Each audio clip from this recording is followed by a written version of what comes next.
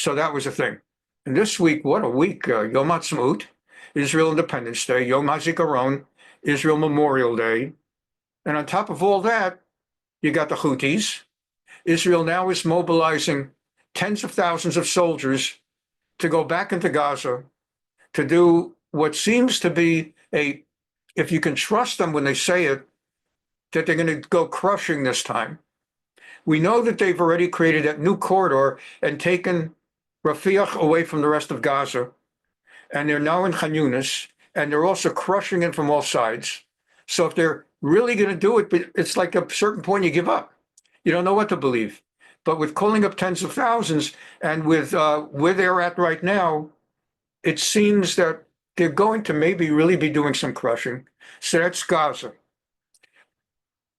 I got to think with Yemen, at the very least, they ought to be taking out the Yemen International Airport. At the very least, it's response number one ought to be, and they can do it, to take out the whole airport. Whether they have developed the capability in the last year to assassinate the head of the Houthis, and the guy does these press conferences, we'll see. So that's number two. You would think they have to go after Iran. And certainly if this goes on another few months, either they're going to go after Iran or Iran's going to be ready to go after them. So this can't go on. So a lot of stuff is going to hit now.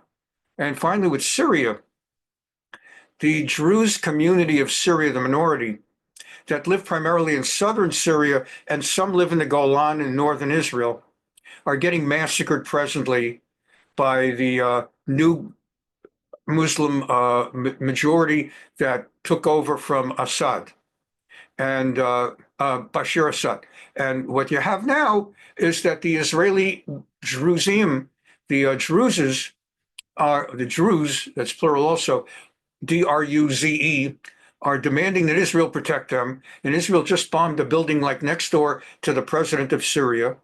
And they're going in to defend the Druze. So you've got all hell broke loose in Syria. It's going to break loose in the next week or so in Gaza. It's going to break loose in Yemen. And Trump, the one thing I certainly still would say for Trump is he's not going to get in the way too much, and maybe not at all. Unlike Biden and Blinken, when you have Trump and Rubio, you have a much better chance. And I don't know, but it really seems we should be ready now that crap is going to hit the fan in a way that it hasn't. And there's going to be a point where he doesn't want to, even Trump, with all his bluster. One of the things that, and he knows this, is that one of the things that Biden, among many, many Biden comical tragedies of leadership and misleadership, is with Biden, it became a joke when he would say, don't. It became a meme because everyone knew when Biden says don't, everyone will do, and he's not going to do anything about it. Or when Obama says, I'm creating certain red lines, this line may not be crossed. Everybody knew Obama will not enforce his red lines. And I don't think Trump is going to feel very, very comfortable. He doesn't mind. He can live with the left wing calling him a Nazi. He can live with all the attacks from the media. But I don't think Trump is going to like it when people start saying he's a coward. And for all his talk about all hell will break loose, he's afraid to do anything. I don't think Trump's going to like that. And I think at some point something's going to happen. So that's a big introduction so you can kind of follow what's going to come. I'm glad you're here. Thank you very much for being here. And I'll try to have put all my commentary up front so I don't keep commentarying and commenting during the way. Here we go.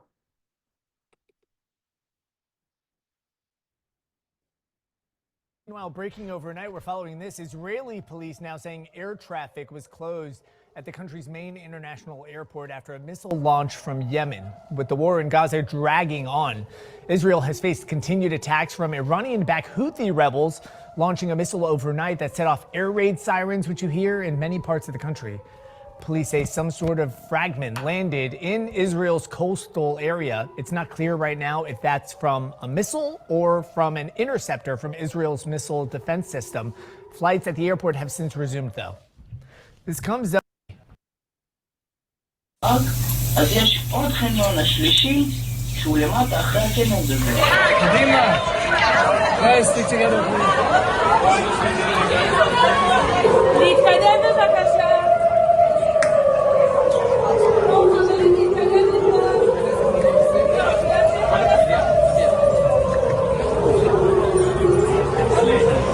חבר, אתה לא יכול לעשות עכשיו, אני מצטער עכשיו.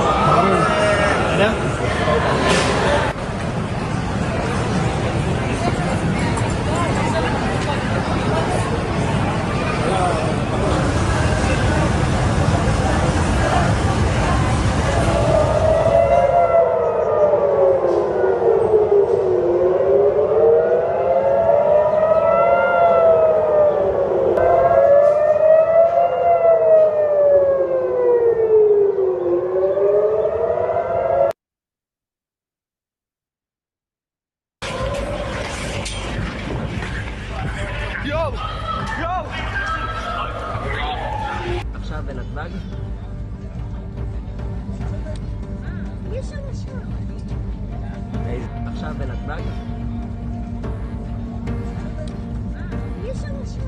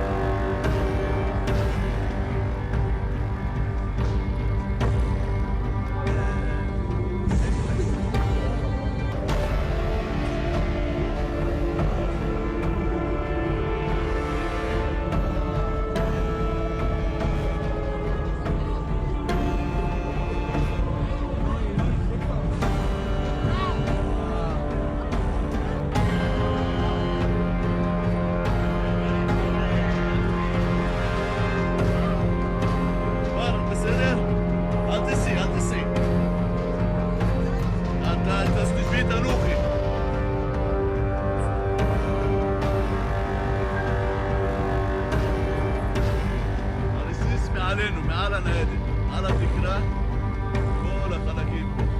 במזל אף אחד לא נמצא.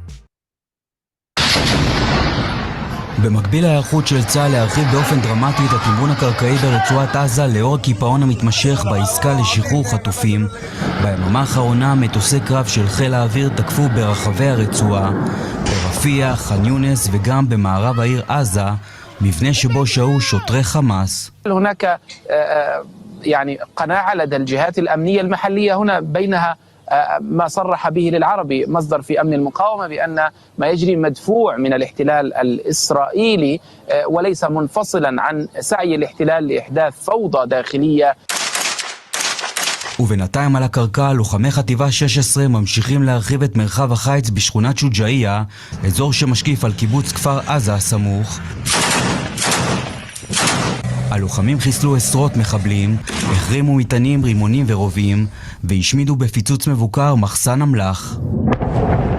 ומעזה לסוריה, חיל האוויר פתח אמש בגל תקיפות נגד בסיסים ומוצבים של צבא אסד לשעבר, בסיסי הגנה אווירית במחוז החוף לטקיה וסמוך לעיר חמה במרכז המדינה, בסיסים באזור דמשק ובסיס שריון במחוז דרעה בדרום המדינה. طيران الاحتلال الإسرائيلي لساته عم يحلق فوقنا حتى هاي اللحظة. بهاي الأثناء في 4 طائرات حربية إسرائيلية عم تحوم بالجو وتحلق بسماء أماكن مختلفة من سوريا. 12 מטוסי קרב של חיל האוויר השתתפו בתקיפות שכוונו לעבר תותחי נ"מ ומשגר טילי קרקע אוויר. מפקד חיל האוויר אלוף תומר בר ומפקד פיקוד הצפון אלוף אורי גורדין פיקדו על המתקפה מבור חיל האוויר בקריה. יאללה, סתת יא רב. וגם הבוקר לקראת השעה 6:30 החות'ים מתימן שיגרו טיל בליסטי שהכניס מאות אלפי תושבים באזור ירושלים, שפלת יהודה ודרום הר חברון למרחבים המוגנים. הטיל יורד, לא היו נפגעים ולא נגרם נזק. نفذت القوة الصاروخية في القوات المسلحة اليمنية عملية عسكرية نوعية استهدفت هدفا عسكريا للعدو الإسرائيلي جنوبي منطقة يافا المحتلة. בסוף השבוע האחרון, למרות מתקפות של ארצות הברית בתימן, החות'ים שיגרו 3 טילים בליסטיים וכטב"ם לעבר ישראל. כולם יורטו בהצלחה על ידי מערכות ההגנה האווירית.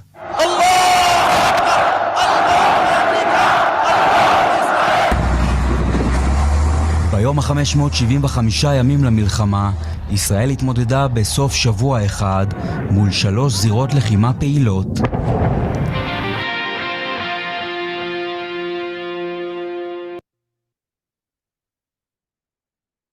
In Yemen, Houthi-controlled media is reporting that a U.S. airstrike killed at least 68 people in a migrant detention center. In the past 6 weeks, the U.S. military says it has killed hundreds of Iran-backed militants as part of what the Pentagon has labeled Operation Rough Rider.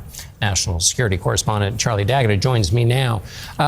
Charlie, what do we know about this strike on the detention center and these claims of civilian casualties? You see how the left-wing media, CBS, now is going to try to pin the United States with genocide, killing poor innocent civilians in Yemen. I guess a friend in need is a friend indeed, and probably Israel's been waiting for the point when they start hitting America with genocide charges and have university demonstrations for genocide against innocent civilians in Yemen. Then the Americans begin to understand more. Our Americans, for we who live here, people start to understand more what Israel has to deal with. Yeah, well, John, we jumped on this early this morning. A defense official tells me that CENTCOM is aware of the claims of civilian casualties related to strikes in Yemen. They take those claims seriously. They're conducting battle damage assessment and inquiries into the claims. CENTCOM, or Central Command, that they're in charge of the military organization in charge of the operation against the Houthis in Yemen. The Houthis say 4 airstrikes hit that migrant detention center just before dawn, killing at least 68 people. They're mainly migrants from Africa, injured dozens more. You may have seen some of the images. Media controlled by the militia have shown graphic footage showing bodies covered in dust and debris and some of the rescue efforts. The Houthi leaders are calling this a deliberate bombing of that facility, and it should be considered a war crime. Here we go. Charlie, tell us about Operation Rough Rider. What's the goal there? Well, it's a good question. The simple goal is to stop the Houthis from striking U.S. Navy ships and merchant vessels in the region. But this apparent airstrike comes less than a day after CENTCOM just yesterday released an update on the operation, which was announced on March 15th by President Trump and Secretary Hegseth, that it was like an intensification of a fight that's actually been going on for months. And in that official statement, officials say the start of the operation, since the start of the operation, hit more than 800 targets, killing hundreds of Houthi fighters and numerous Houthi leaders, including some of the people behind the militant group's drone designers and construction. So sources I spoke to say that strike group, the USS Harry S. Truman and the USS Carl Vinson, squadrons of F-18s, F-35 fighter jets, as well as various cruise missile-armed destroyers, are taking part in what's been called round-the-clock operations. And yet the Houthis continue to target both U.S. and merchant vessels. They've even proven capable of taking down several U.S. Reaper drones at a high cost. So they have not stopped that goal of stopping the Houthis from attacking.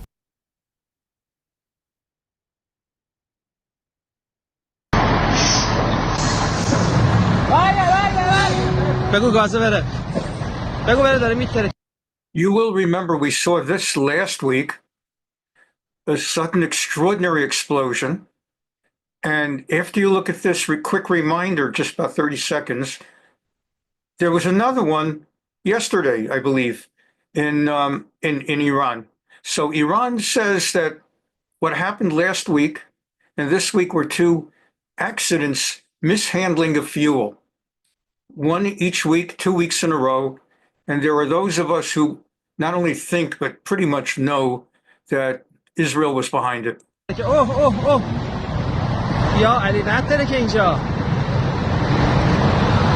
This is not the fuel you buy at the gas station. This is fuel specifically to fuel ballistic missiles.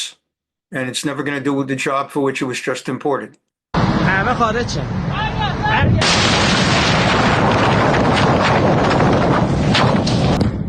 That was last week.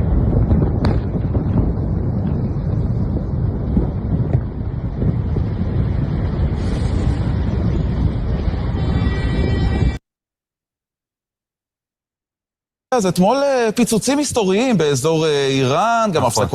And this is this week. Chaos באיראן, Iranian chaos, פיצוץ נוסף, והפסקות חשמל, another one of these explosions, and an outage of electricity.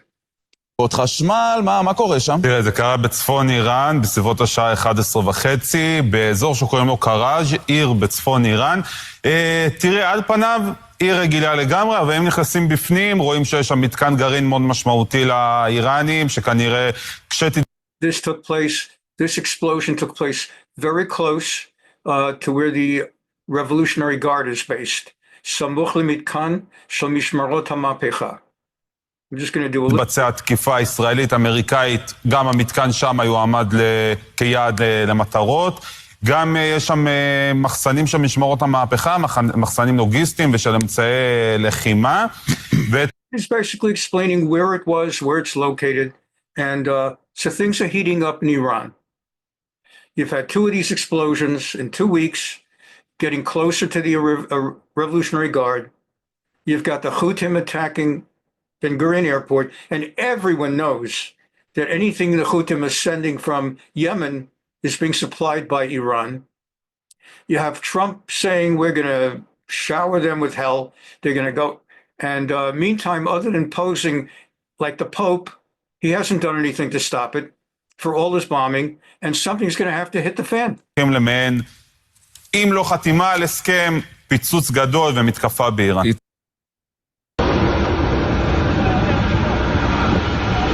Okay, now beyond that was a tragedy this past week, a nature tragedy. Israel sustained maybe its worst wildfire, certain Yerushalayim, in its history, just at the same time that it was this time for Memorial Day and Israel Independence Day.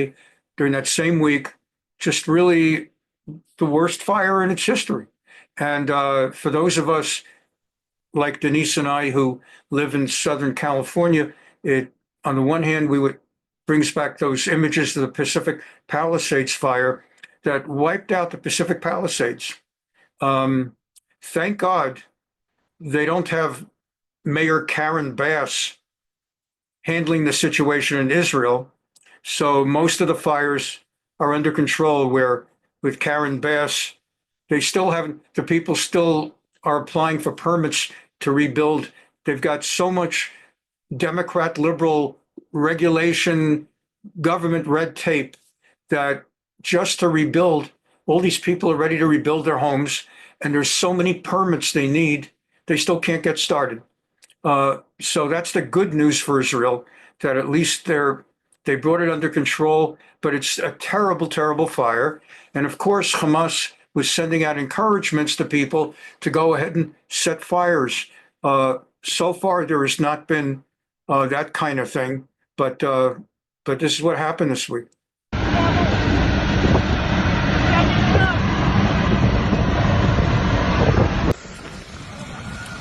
This is Israel.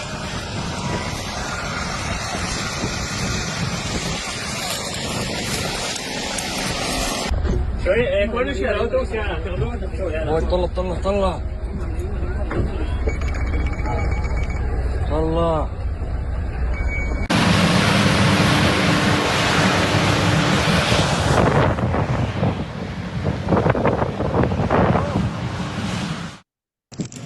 April 30th, 2025, flames surged across Highway 1, the main artery between Jerusalem and Tel Aviv, forcing terrified drivers to abandon their vehicles and flee on foot as smoke turned day into night. ועוד 3.2 קילומטרים. פנה שמאלה. طلع يا وردينا طلع طلع طلع طلع طلع طلع. This was not a scene from a disaster film. It was the grim reality when one of the most devastating wildfires in Israel's history erupted just west of Jerusalem. In a matter of hours, the fire advanced rapidly, threatening entire communities.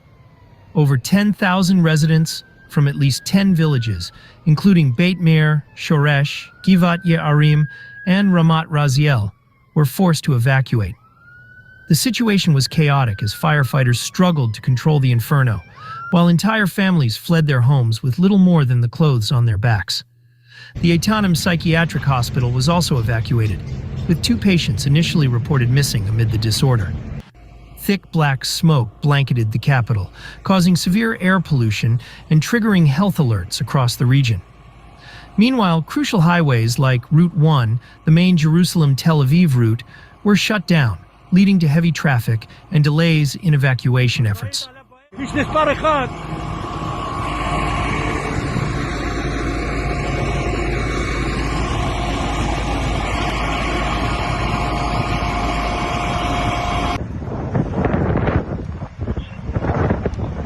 Anyone arrested in connection with the fire is innocent until proven guilty, and further investigations will determine the exact cause. The region has experienced heightened temperatures and strong winds, both of which contributed to the rapid spread of the flames. Environmental Protection Minister Tamar Zandberg linked the fire to broader climate change patterns, warning that these types of fires are becoming more frequent and intense across the country, especially as the climate crisis continues to take hold.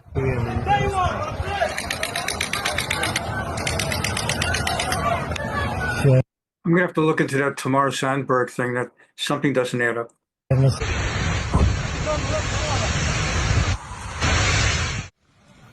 As the blaze raged on, emergency services were stretched to their limits. Israel declared a state of national emergency in response to the escalating crisis.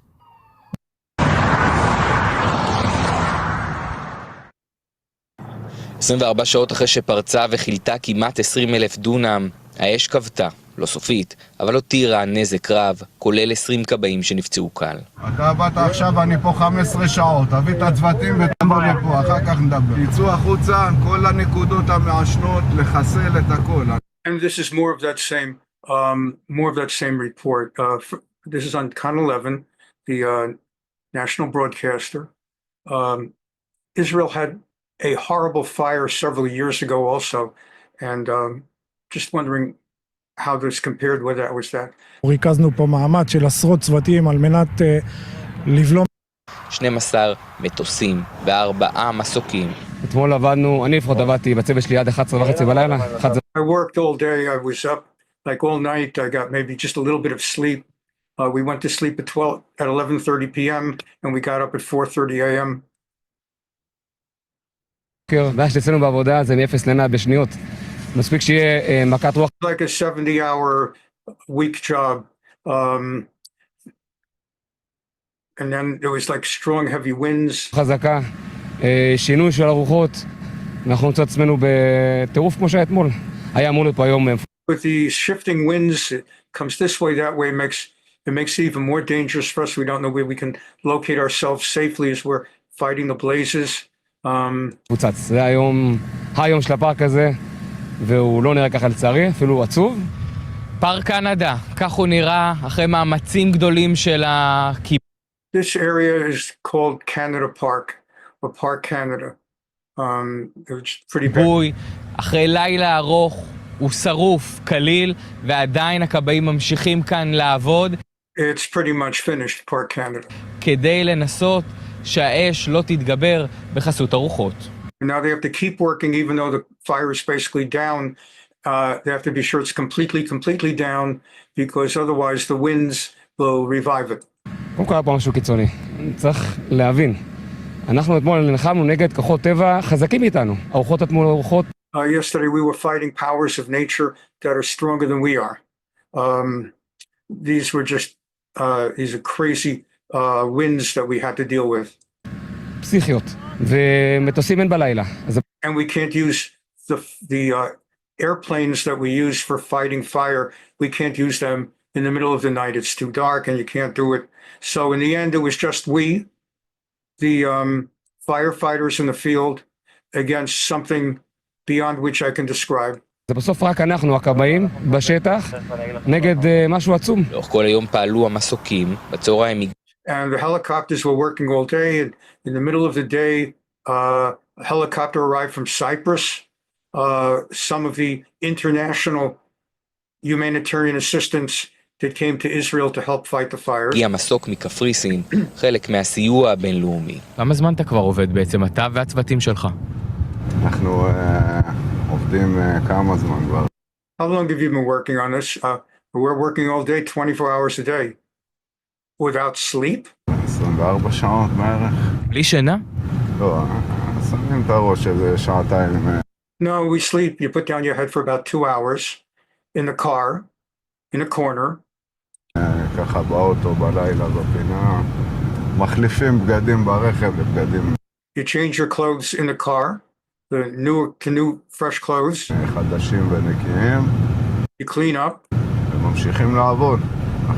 And you go back to work because we're at war. במלחמה.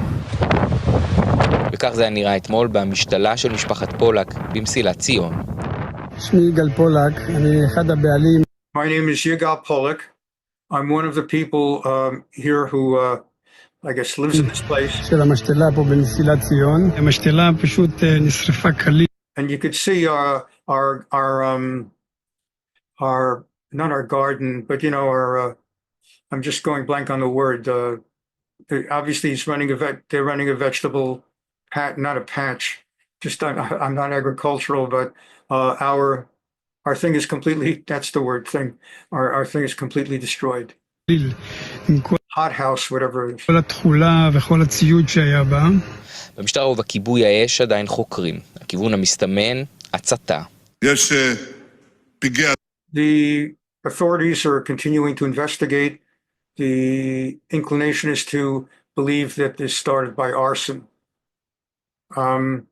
Netanyahu is saying there are those who attack nature. There are those who attack people. הטבע, יש גם פגעי אדם. אנחנו מחזיקים 18 איש כרגע שחשודים בהצתה.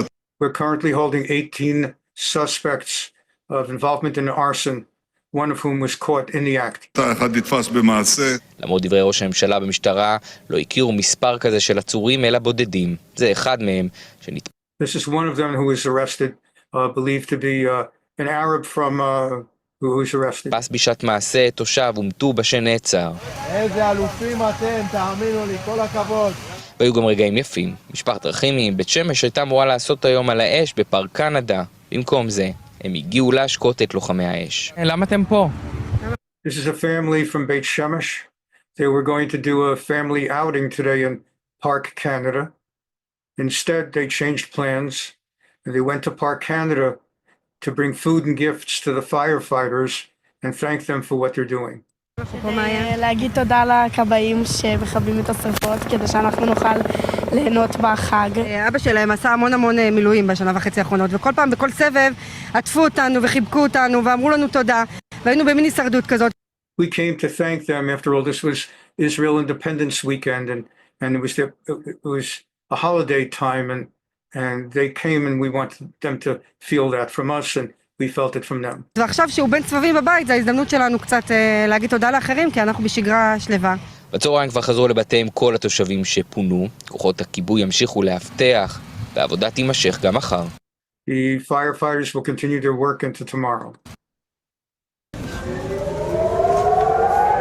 As I mentioned, this week also was Yom HaZikaron, Israel Memorial Day. And the way they do it in America is they go and they grill beef in the backyard and do barbecues. And the way they do it in Israel is Memorial Day has a much more national, solemn sense. In the United States, Memorial Day primarily is felt by those who actually lost family and close people during the wars, like Vietnam and Korea and of course the wars in Iraq and everything like that, and Kuwait. In Israel, it's a national. Everybody knows someone, unfortunately, who fell some battle or other. So it's a national moment, and the entire country stops for a moment. The siren goes off everywhere in the country. If you'll notice, some people walking or cars, they tend to be, if you're wondering, like, who would do such a thing, typically those would be Arabs.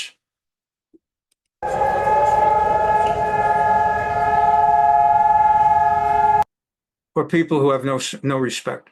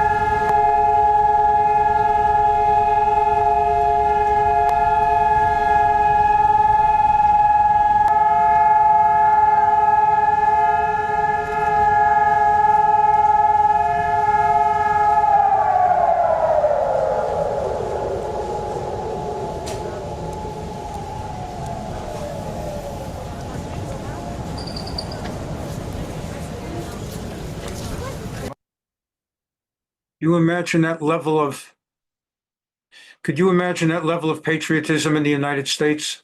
I can't even imagine it. That level of respect, I can't even imagine it. So there are things to take pride in as well. And then it was Yom HaAtzma'ut, and I just bring you the famous Declaration of Independence by Ben Gurion. ביום שישי, ה' באייר תש"ח, 14 במאי 1948, אחר הצהריים, באו המוזמנים אל בניין מוזיאון תל אביב בשדרות רוטשילד 16. הם התבקשו לשמור את סיבת ההזמנה, טקס הכרזת העצמאות, בסוד. אבל בבואם מצאו את חצי העיר ממתינה להם.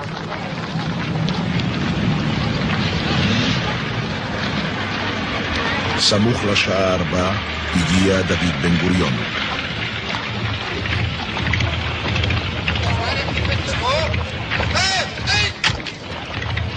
כל חייו היו מסע אל הרגע הזה.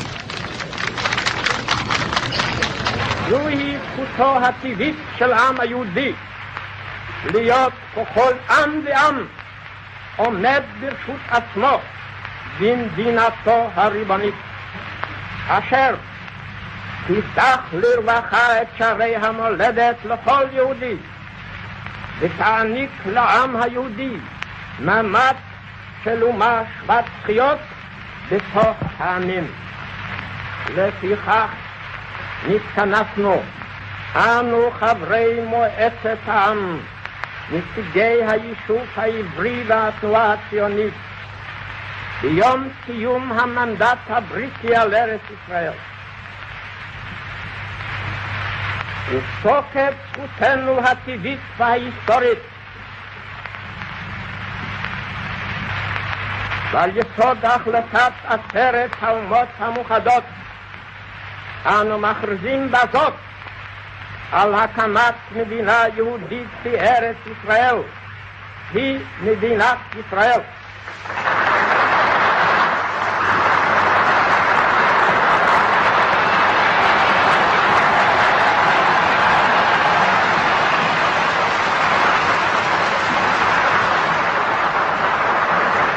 מתוך ביטחון בצור ישראל, הננו חותמים בחתימת ידינו לעדות על הכרזה זו. יום העצמאות שמח. יום העצמאות שמח. יום העצמאות שמח. יום העצמאות שמח. יום העצמאות שמח. יום העצמאות שמח. יום העצמאות שמח. חג עצמאות שמח. יום העצמאות שמח. יום העצמאות שמח. יום הולדת, יום הולדת, יום הולדת לישראל. מתכבדים בנוכחותו של כבוד ראש הממשלה, מר בנימין נתניהו, שעומד בחזית. Every year on Yom HaAtzma'ut, there's the International Bible Quiz. There's a Bible contest with winners and prizes, and normally the Prime Minister of Israel takes brief part in the International Bible Quiz in Jerusalem, the Bible contest, Chidon HaTanach HaOlami, the World Bible Contest. של הכרעות גורליות בתקופה מורכבת מאוד, שלא הייתה כמותה נדמה מאז קום המדינה, וזאת ההזדמנות לומר לך תודה ובהצלחה בעשייה שלך למען ניצחון ישראל וצה"ל בשבע חזיתות, השבת החטופים וניהול ענייני החוץ של ישראל. כבוד She's thanking him for leading Israel in wartime and reminding him that they've got to get the hostages out and for being involved in whatever needs, etc. of the country. So she's thanking him for his role. And ראש הממשלה, המתמודדים מאוד מתרגשים, אז בואו נתחיל.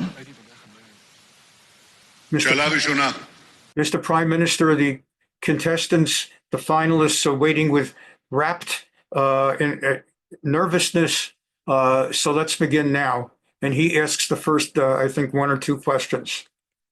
מי אמר, ועמד וראה בעוז אדוני בגאון שם אדוני אלוהיו, וישבו He's quoting a verse in the Bible, a pasuk in the Tanakh, that is esoteric, that most normal people would have no clue. And the question is, who said it and where?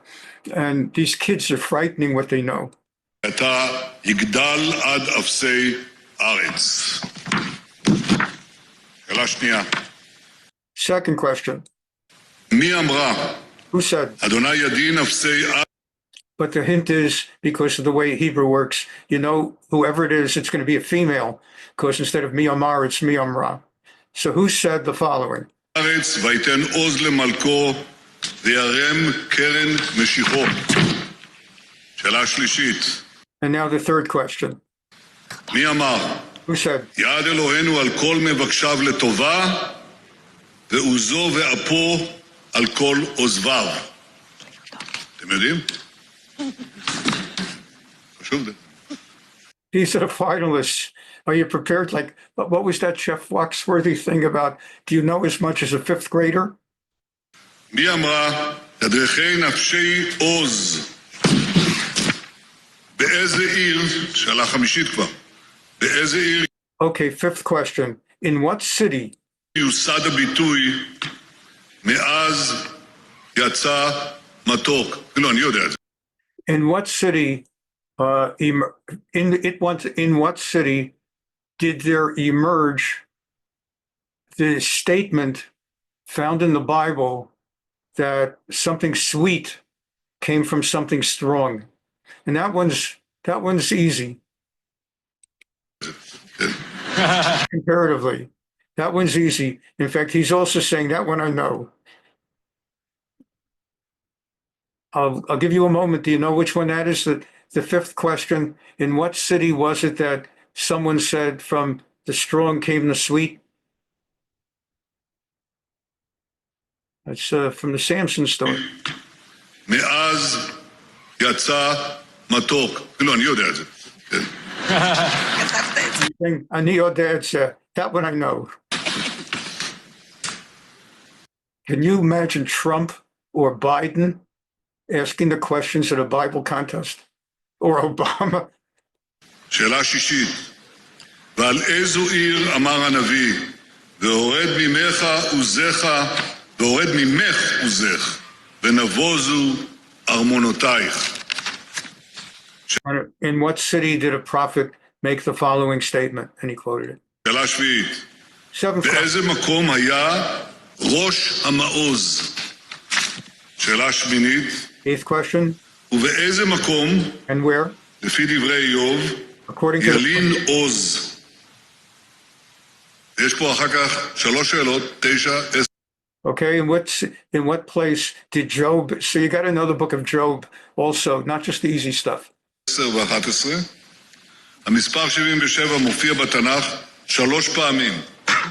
The number 77 appears in the Bible 3 times. פעם בתורה, פעם בנביאים ופעם בכתובים. Once in the Torah, 5 books, once in the prophets, and once in the, and why 77? Because this was the 77th anniversary of Israel.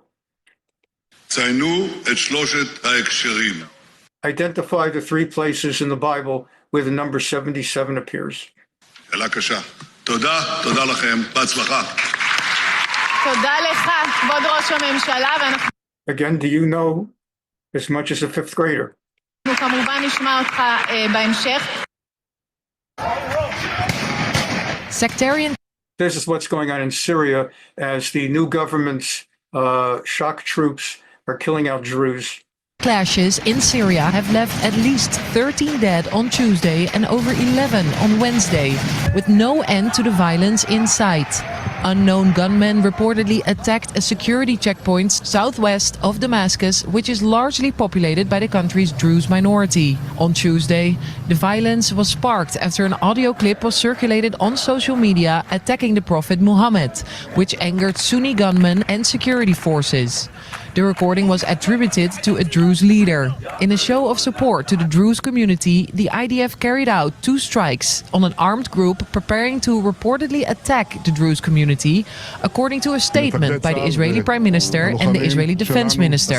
Israel will not allow harm to the Druze community in Syria out of a deep commitment to our Druze brothers in Israel who are connected by family and historical ties to their Druze brothers in Syria. Meanwhile, Israeli Druze are protesting against the clashes taking place in Syria.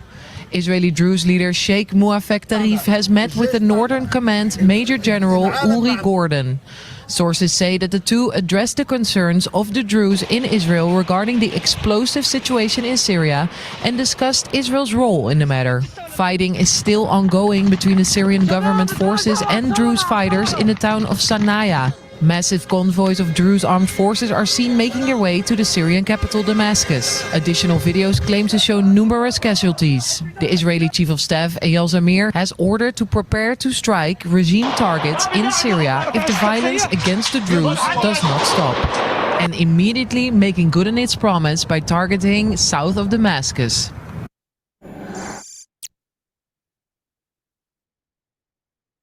Israel says it has carried out a military strike near the Syrian capital Damascus, targeting what it calls an extremist group that has attacked members of the Druze community. Israel says, as opposed to simply reporting that that's what happened, what it says, as opposed to reporting what happened. Dozens of people have been killed in sectarian clashes in recent days. Armed Druze fighters have stepped up their presence.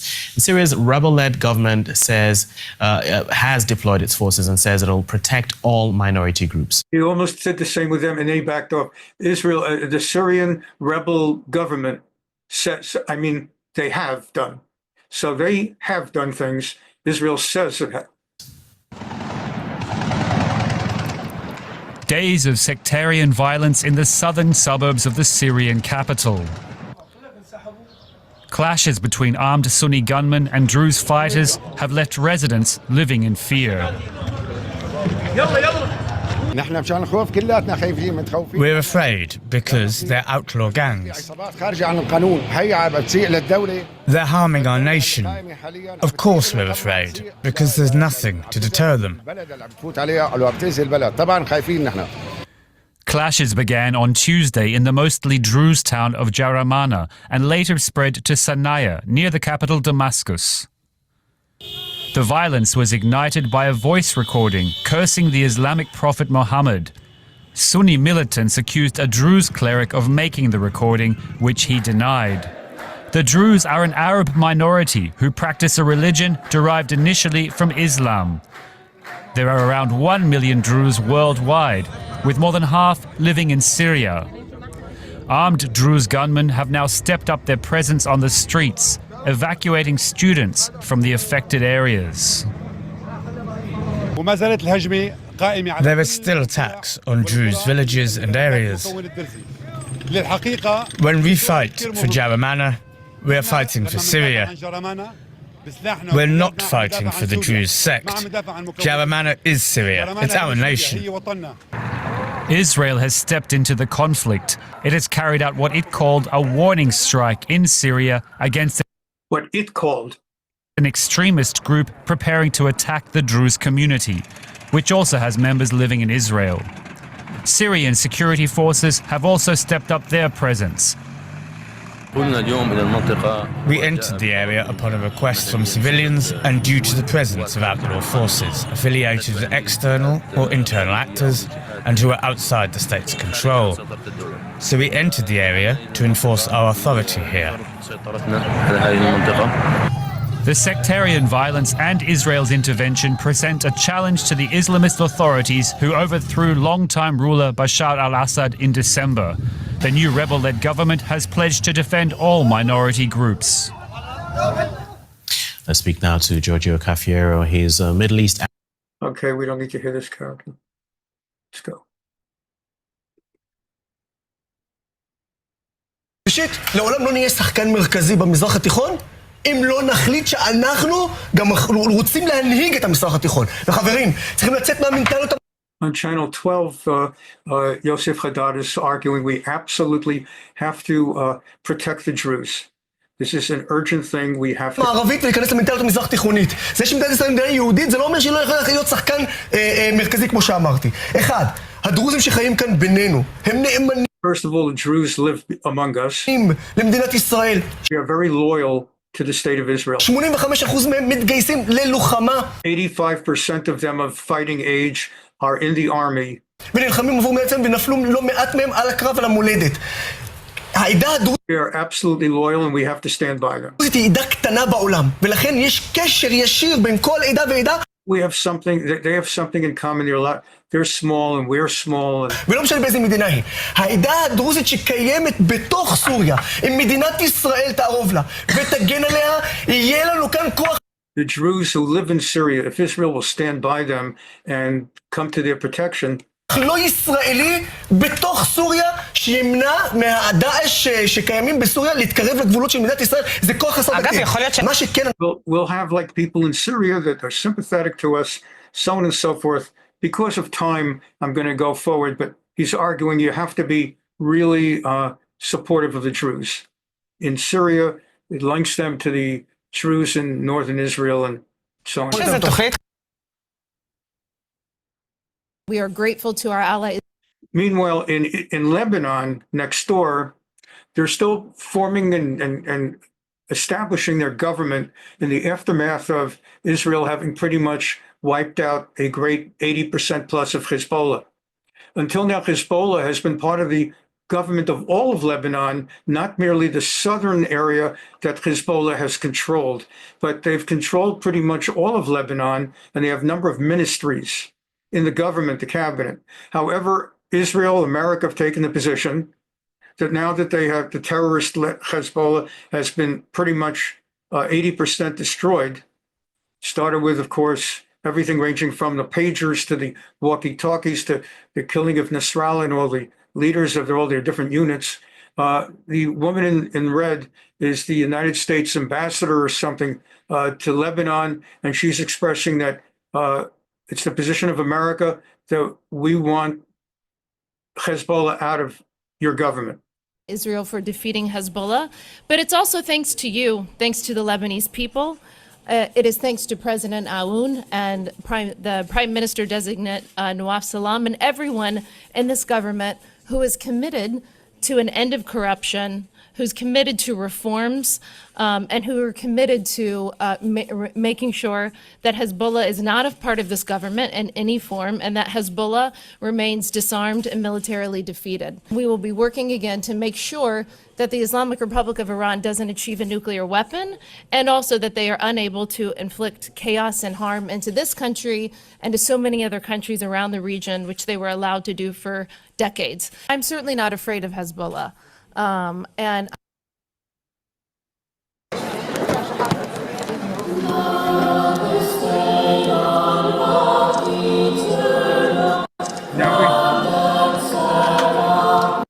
now we should focus to the American universities. Here we go. Imagine making billions of dollars a year and paying no taxes. I'm not talking about big US corporations. I'm talking about education. Elite universities like Harvard and MIT that make as much money as Nike or Netflix or BlackRock, and they pocket almost all of it. They should pay taxes like everybody else, and there's a growing drumbeat for it. In March, Democratic lawmakers in Connecticut introduced a bill to allow local governments to tax private university endowments in their districts.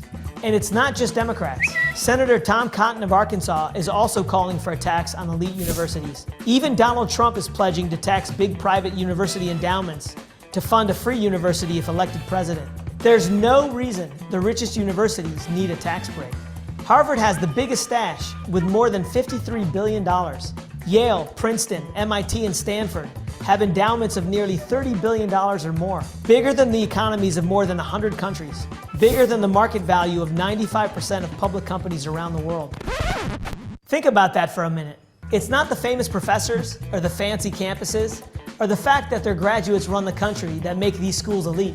It's the huge pile of cash that makes it all possible. These are fortunes built on tax breaks. If you have any doubt, take a look at any college ranking. What you'll see is that the top-ranked schools are also the richest ones. So how did these schools amass such fortunes? One explanation is time. The richest universities tend to be the oldest, so they've had more time to collect donations and grow their money. Harvard, for example, has been around almost 400 years. It's also a classic case of the rich getting richer. What, like it's hard? And if you want to build wealth, not paying taxes is a huge advantage. Think about this. Harvard's endowment has grown by an average of 11% a year for nearly half a century. At that rate, money doubles about every 6.5 years. But if Harvard were taxed like companies in its home state, it would take Harvard closer to 9 years to double its money. That may not sound like a big difference, but it adds up to billions of dollars over decades. Congress knows what a windfall this is, which is why it doesn't give the same tax break to everyone. The only thing comparable for individuals is a Roth retirement account, which is exempt from taxes. It's also why contributions to Roths are generally limited to a few $1,000s a year.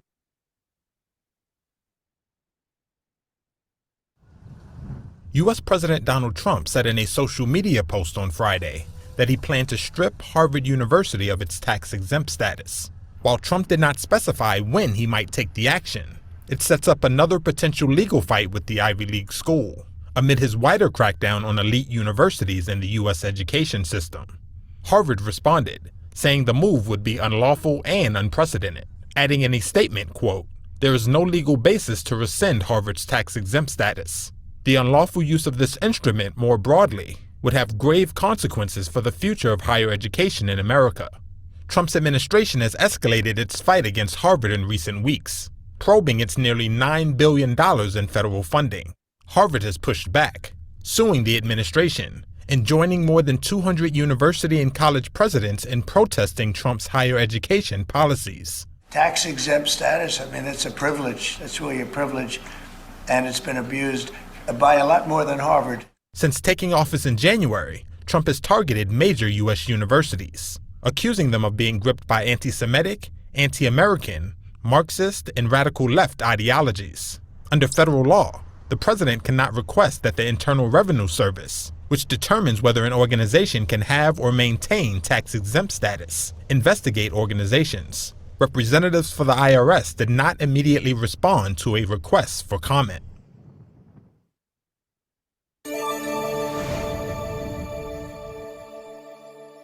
I'm Matt Gelka in Washington, where the feud between the White House and Harvard is showing no signs. The president ratcheted up the feud between the White House and Harvard University. We are going to be taking away Harvard's tax-exempt status. It's what they deserve, Trump wrote.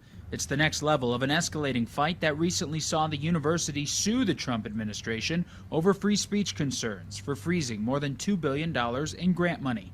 The administration has repeatedly accused the university of being anti-Semitic and froze that grant money after Harvard refused to comply with a list of its demands. Well, we're negotiating with them. When we went back to them to say we welcome them back to the negotiating table, their response was a lawsuit. Trump's doubling down on taking away Harvard's tax-exempt status is likely to raise plenty of legal questions. The president alone doesn't have the authority to do it, the IRS does, but the agency is supposed to act independently and would likely need to audit Harvard. Harvard Law professor emeritus Alan Dershowitz says an actual removal of tax-exempt status would have devastating effects on the university's financial future. It would affect both their own investments and also contributions from rich donors. Together they comprise a very substantial part of the budget and endowment. Dershowitz has advocated for Harvard to dismantle DEI programs and root out anti-Semitic behavior on campus, but he's also for a targeted defunding that doesn't impact vital medical research as the two sides negotiate. Also at play is Harvard's endowment. America's oldest and wealthiest university has an endowment of more than $50 billion. It plays a major role because the public doesn't understand why a university with $53 billion endowment should be taking taxpayer money from poor people who need it more. So Harvard starts with two strikes against it. Along with the funding fight, the Department of Homeland Security has suggested it could limit Harvard's ability to enroll international students. They make up almost 30% of Harvard's total enrollment. Two janitors for Columbia University who claim they were held hostage in a, quote, highly coordinated attack last year when protesters broke into Hamilton Hall in the early morning hours of April 30th, 2024, are suing the protesters, the Free Press reported. Mario Torres and Lester Wilson tell the Free Press they're suing their alleged captors for battery, assault, and conspiracy to violate their civil rights. The lawsuit stems from a night that happened nearly 1 year ago when pro-Palestinian protesters stormed Hamilton Hall on Columbia University's campus, smashing windows and barricading doors just after midnight. Torres and Wilson were working the building that night and say the agitators had zip ties, duct tape, and masks. Torres told the Free Press he remembers looking up at the cameras inside Hamilton Hall and seeing coverings over the cameras, making him believe that this was a planned attack. Torres claims one protester offered him cash to leave the building, which Torres refused. And when he realized the protesters were becoming more violent, he begged them to let him out of the building, which they wouldn't do. He claims some of the protesters called him a Jew lover and a Zionist. We don't expect to go to work and get swarmed by an angry mob with rope and duct tape and masks and gloves. I was freaking out. At that point, I'm thinking about my family. How was I going to get out? Through the window? Torres told the Free Press just days after last year's attack. Wilson says when he came face to face with the agitators, they pushed him and rammed him with furniture. Torres got into a physical altercation with one of the protesters, a 41-year-old man named James Carlson. Manhattan District Attorney Alvin Bragg indicted Carlson for his alleged role in the takeover of Hamilton Hall, and he's currently on trial. Attorneys for Carlson refuted that he had used anti-Semitic language, telling the New York Post that he is of Jewish Armenian descent. The Columbia janitors say they suffered physical injuries in the takeover of Hamilton Hall and suffer from PTSD, which requires ongoing medical care. The two are seeking monetary compensation for their time out of work and to cover medical bills, according to the Post. Neither of the men have been back to Columbia's campus since the assault. For Straight Arrow News, I'm Lauren King.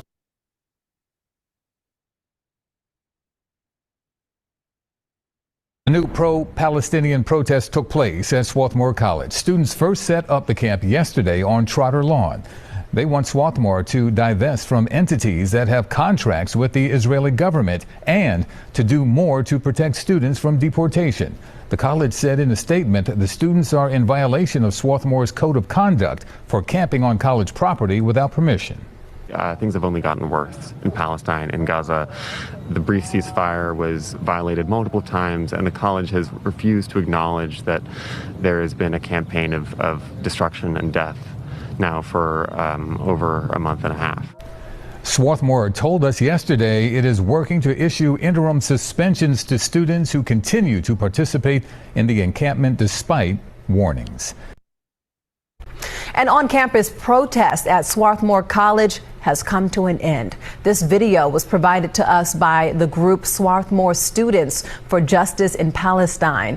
It shows police officers pulling down tents and signs after issuing a warning to disperse. The college says 9 people were arrested. Chopper 3 was over the encampment on Thursday, the day after it was set up. The protesters wanted the school to divest from companies that have contracts with the Israeli government. The college president said in a statement that she acted to ensure the safety and security of the campus community. And now we go overseas. Here there was a fencing, I believe, fencing international championship in Israel won the international championship of world fencing. Now, all of the 3 strongest teams, the gold medal, that's this one, that's Israel, the gold medal. Then number 2, the silver medal, I think is Switzerland. And then number 3, the bronze medal, I think is Italy. So they're all facing the cameras. And then in a moment, the national anthem of the gold medal, Israel will play, and the flags are on the right, or on your right. So the Israelis will turn to face the flags, and the Italians will turn to face Israel's flag, and the Swiss will continue refusing to face the flag of Israel. Now please stand for the national anthem of Israel.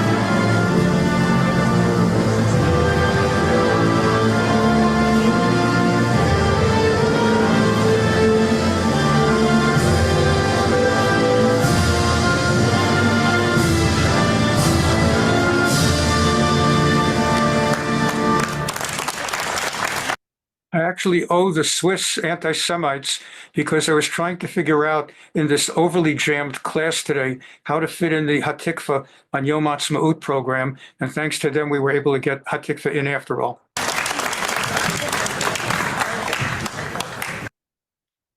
Nike's Never Again slogan controversy at London Marathon. Imagine running a grueling 26 miles, only to be met with a slogan that echoes a painful chapter in history.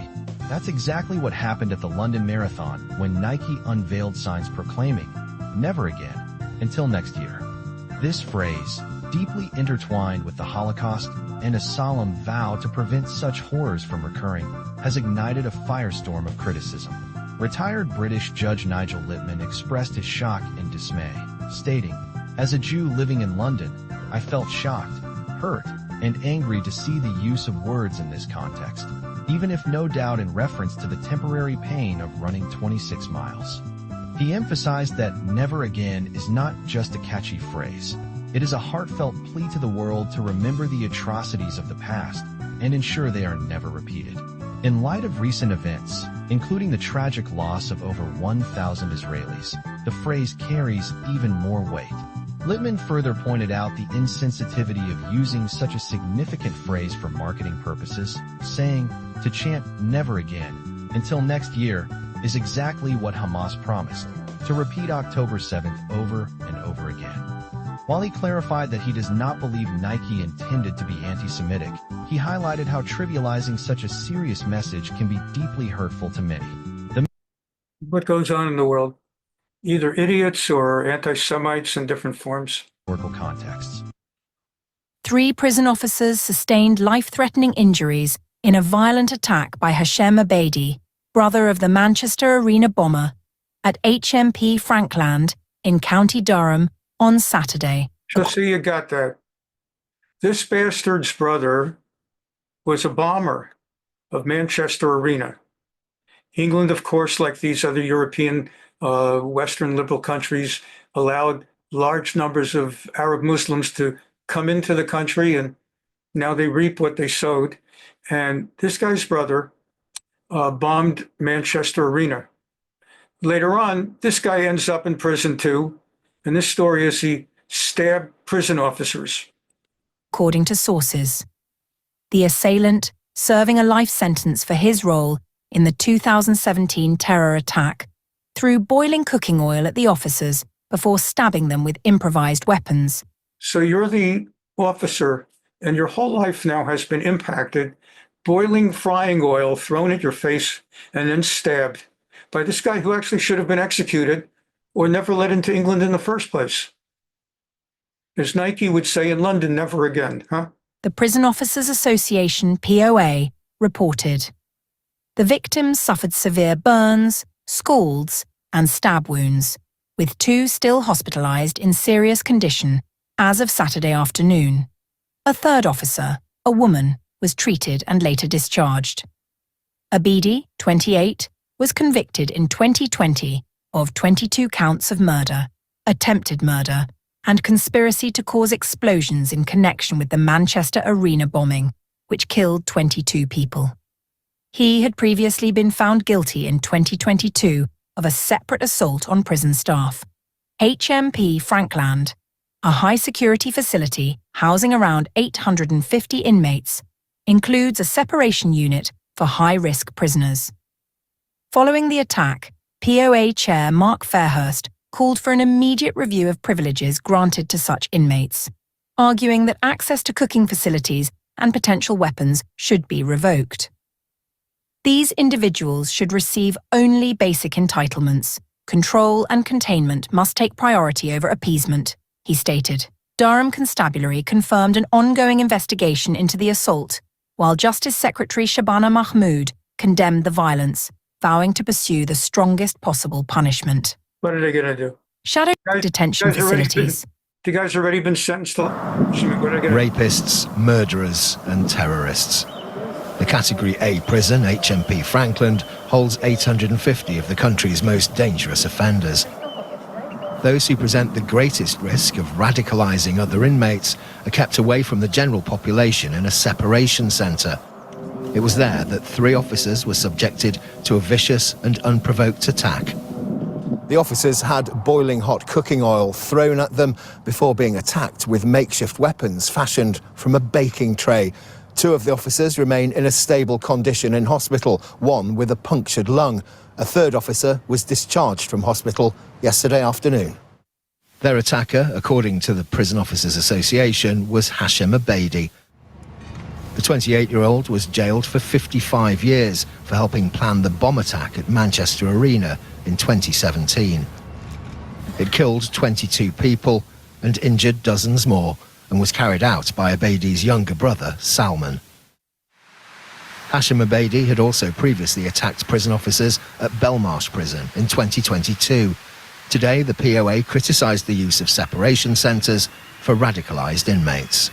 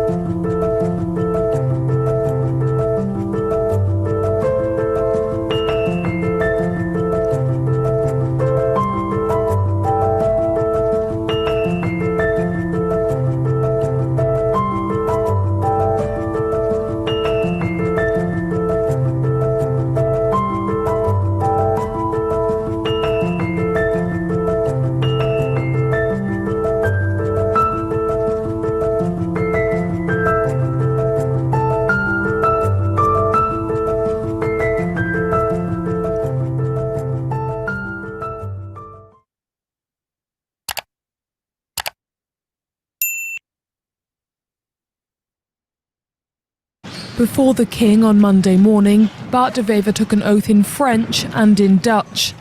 There have been some very good developments, not enough, but several countries have moved over from anti-Israel to pro-Israel. Bart de Wever is now the head of Belgium. He was just interviewed this past week and was asked about Israel and genocide, and he refused to call it genocide, changing public policy of the country from their previous leader. He was asked about a two-state solution, and he said he has no opinion on the subject, which is extraordinary given the anti-Semitic predecessor in Belgium. It's along about 5 or 7 such countries. We've met Hungary's Viktor Orban.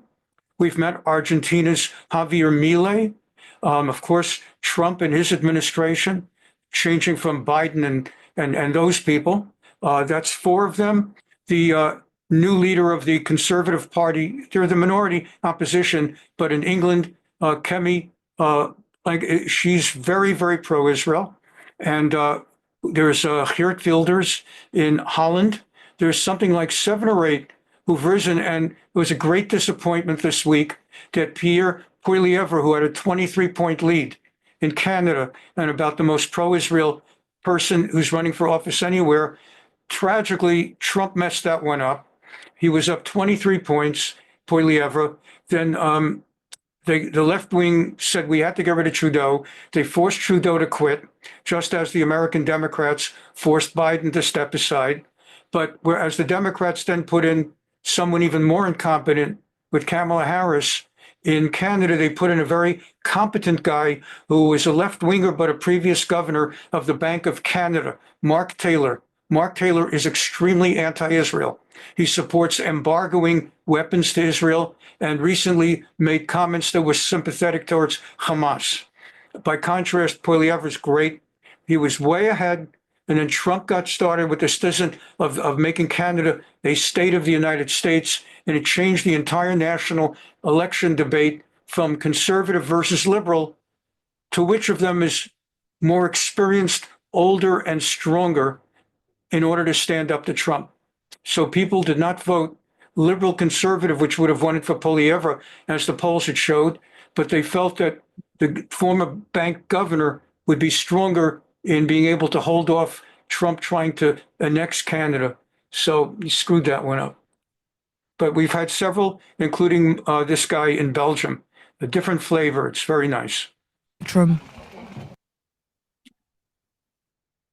Anti-Semitism has reared its ugly face in, of all places, my home state of Ohio. An Applebee's in Miamisburg was defaced with a swastika and messages like F Jews. CBS Billy Hollowell joins me now. Billy, what was your initial reaction? We could see the suspect tied to a fire at Pennsylvania Governor Josh Shapiro's residence in court as soon as Wednesday, after prosecutors postponed today's arraignment. State authorities say 38-year-old Cody Balmer is currently hospitalized for a medical event not connected to Sunday's incident. Police say Balmer planned to beat Governor Shapiro with a hammer if he found him. Balmer is accused of scaling a fence on the premises early Sunday morning, breaking into the home with that same hammer and setting fire to parts of the mansion. He faces multiple charges, including attempted murder, arson, and terrorism. Governor Shapiro talked about having to get out of the house. Together, we secured all of our children, our 2 dogs, our family that was staying with us, and the troopers safely evacuated us from the governor's residence. Last night, we experienced an attack not just on our family, but on the entire Commonwealth of Pennsylvania. CBS News correspondent Chanel Call is in Harrisburg, Pennsylvania, following this for us. Chanel, what do we know about the suspect and any indications of a possible motive at this point?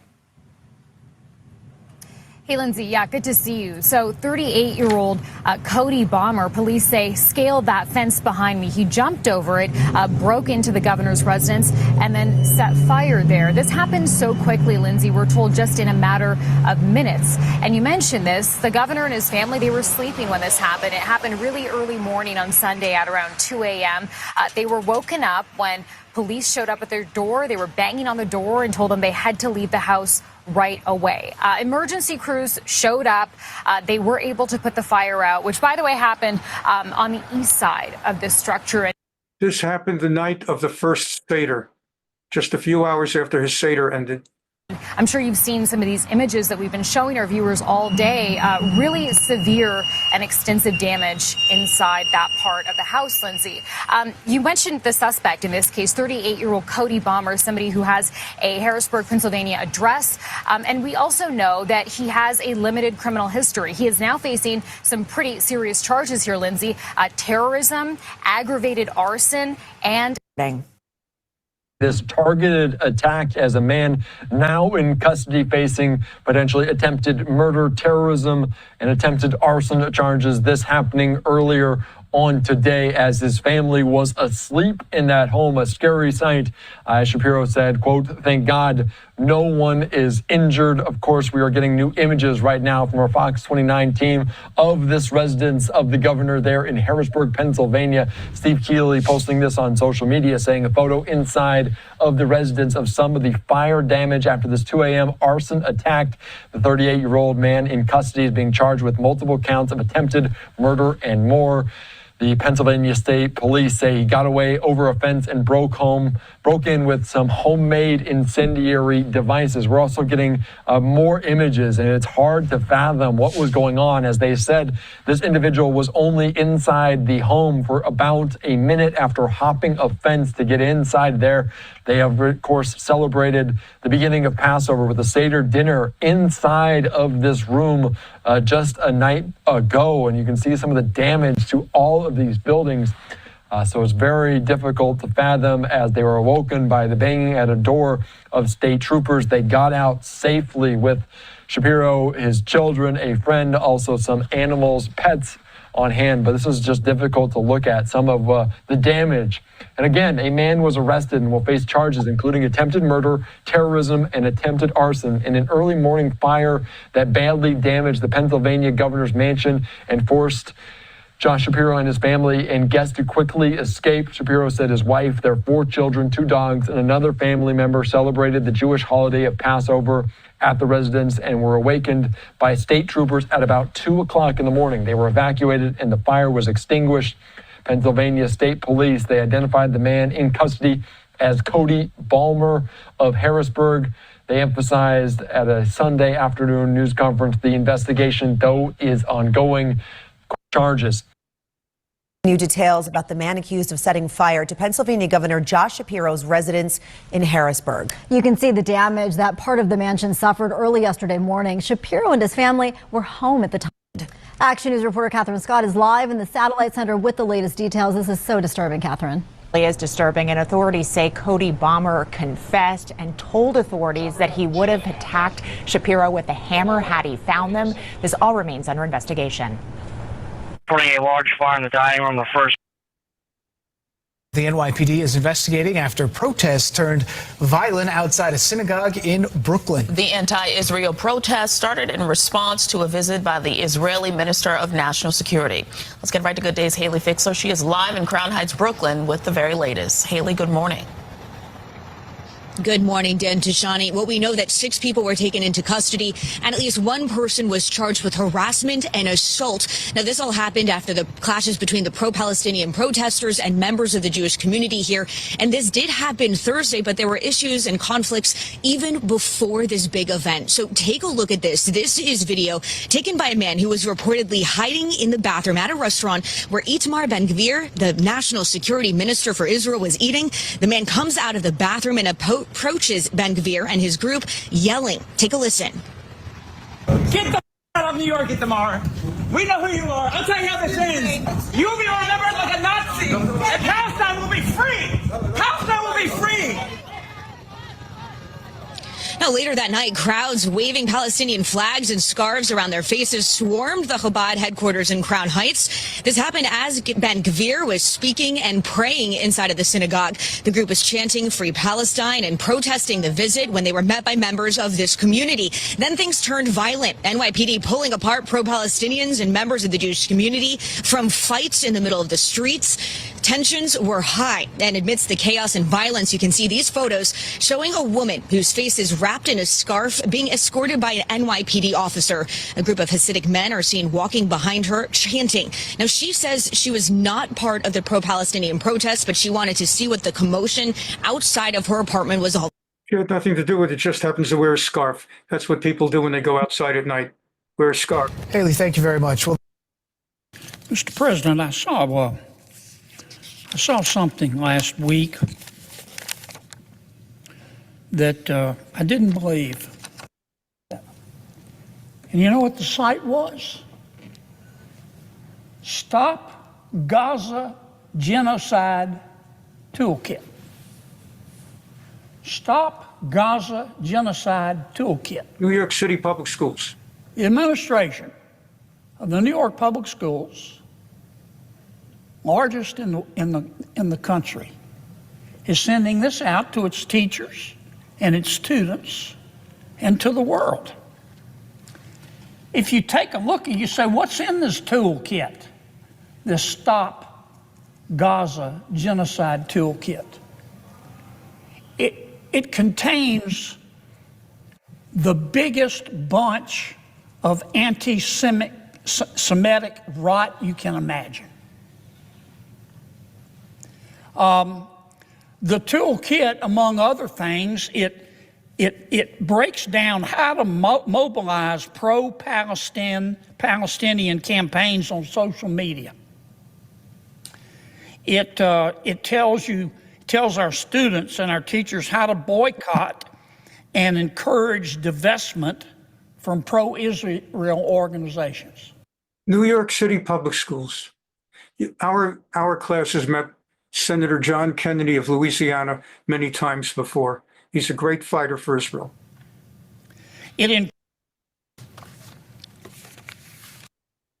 Mark Levine, it's always a pleasure. Thank you so much for this interview.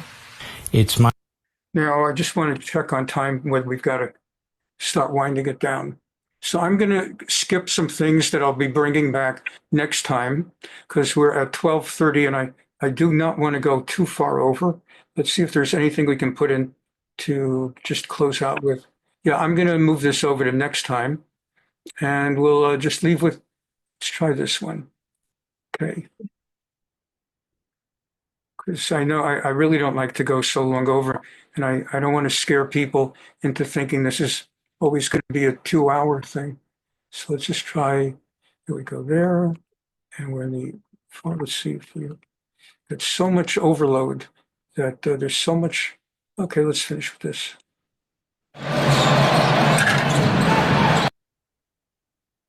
Just get that one out. Palestine has existed for over 3,000 years ago. And I believe it would still exist until the day of judgment. Palestine is a name that does not go back 3,000 years, my friend. Okay, so here's what I would say to you. This is what I would say to you. Study, and I can send you to a couple places, study the history of that particular landmass and how the names have been changed and moved around and so on and so forth. And the people have come and gone, including Jews, including people who are Palestinians. Jews never left, even at the peak of the Ottoman Empire, whatever empire, Jews were always there. And finally, Hapoel is a basketball team in Israel, and it competes in an international basketball league. We've talked about these before, how each of the countries in Europe and Russia and Israel and parts of the Arab world compete in this kind of league. Those of us in America, it's such a big country that we have our own internal American league, but United States leagues. But overseas, there's that. And Israel competes, and once in a rare occasion, Israel actually wins the international championship. And Hapoel, one of the Israeli basketball teams, was in the second league. There's different leagues. There's the main league, and then there's the second league. If you've ever watched, for example, Ted Lasso, you get some idea in the soccer context. And anyway, they were in the finals of the second league of the BKT Euro Cup, playing Gran Canaria, and this is the very end of it, and just finish with this note, for whatever it's worth. Beautiful lead pass finds Jonathan Motley. And the red shirts are Israel because it's Hapoel. It's too late now to go into why they're wearing red. Basically, the team originally was run by Marxist communists. Whole long story. Streaking down the floor, and he's hyped up and is able to throw down a one-fisted flush to give his team their first score of the game. Home fans are saying the ball was out of bounds. It's Yamadar dancing with a dribble, sidestep through. Oh! So Israel at that point is leading 8-4. Tough bucket from Yamadar. That word was bucket. Continuing. So it's a one-score game, 7 points. Wow. So Thomason driving, getting his way to the basket. And by now, Israel's leading 39-25. In the final, persistence from the perimeter experienced by the visiting team. Antonio Blake using it. And by now, they're leading 80-72.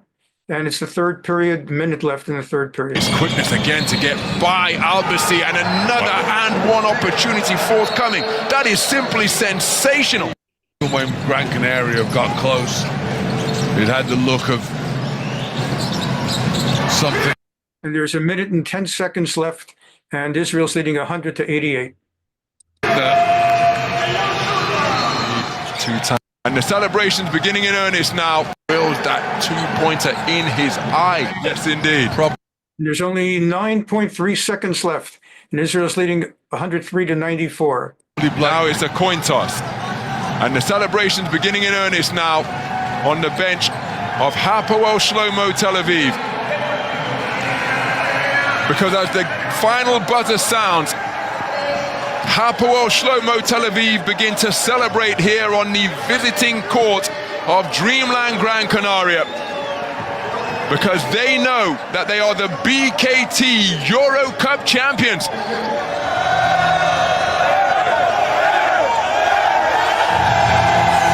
Hapoel Shlomo Tel Aviv are the BKT Euro Cup champions.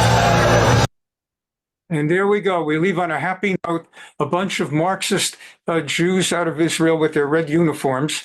And you should also know, if you follow American sports, like I'm a fan of the Yankees and Mets, practically none of their players live in New York.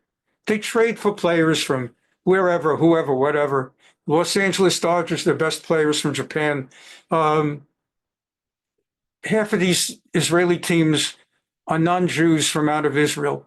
What are they going to do? Hire a lot of yeshiva boys from the Crazies who don't go to fight, so they put them in a basketball? No, they get a bunch of black guys from Africa, and they get some Italians, and they get some Spanish people, and basically they get a bunch of anti-Semites, come to Israel, they show them money, and then they play for Hapoel Shlomo, and they bring great joy and pride to the state of Israel.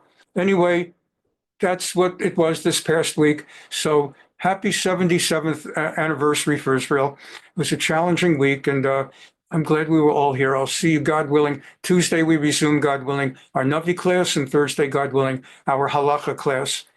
Be well, and have a great week. Bye-bye. Okay.